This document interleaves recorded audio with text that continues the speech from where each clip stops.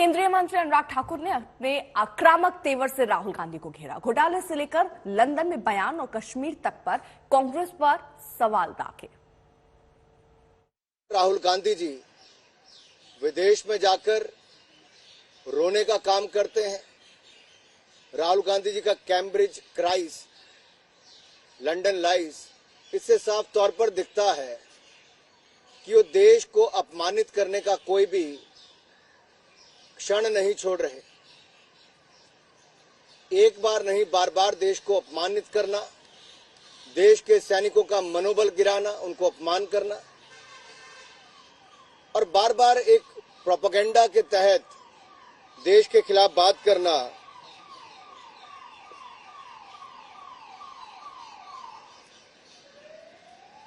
एक और सदन चल रहा है लेकिन राहुल गांधी जी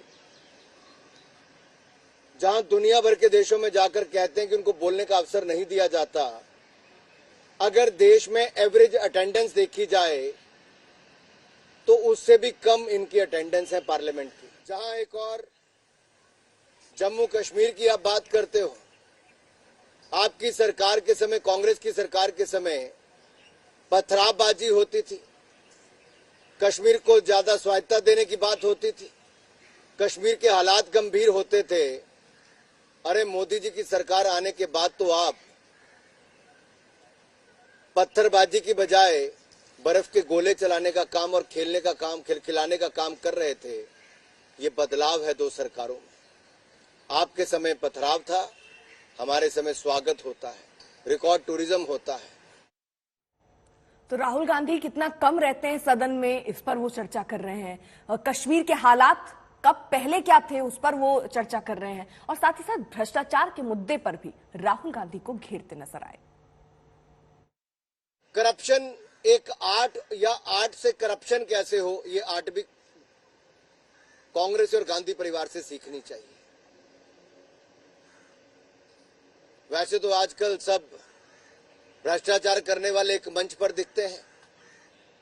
एक पार्टी वो है जो अपने पार्टी के भ्रष्ट नेताओं के लिए पद्म भूषण और भारत रत्न मांगती है, और दूसरी पार्टी वह जो पद्म भूषण के बदले भ्रष्टाचार करके अपनी पेंटिंग बेचने का काम भी करती है, पद्म भूषण बेचने का काम भी करती है, पैसे कमाने का काम भी करती है।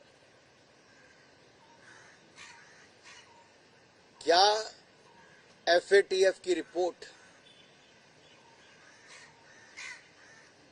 कांग्रेस का भ्रष्टाचार का मॉडल दुनिया भर में आज एक केस स्टडी के रूप में नहीं आ गया?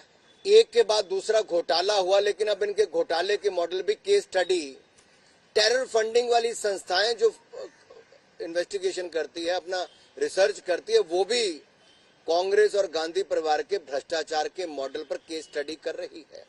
अरे आपके भ्रष्टाचार की चर्चा दुनिया भर में है और आप दुनिया भर के देशों में जाकर भारत को बदनाम करने का काम करते हो। वापस आइए और देश से माफी मांगिए।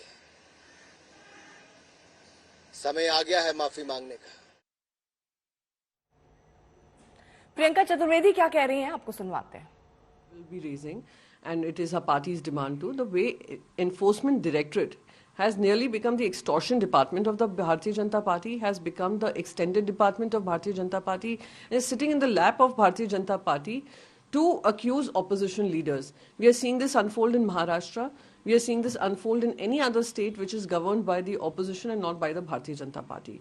So this is one important issue. It is absolutely silent. There are new revelations coming every day in the running of Adani Group, in the ownership of Adani Group companies, and yet ED maintains its golden silence. Is shameful. It continues to maintain its golden silence on investigations that begun against those leaders who have switched over to the BJP.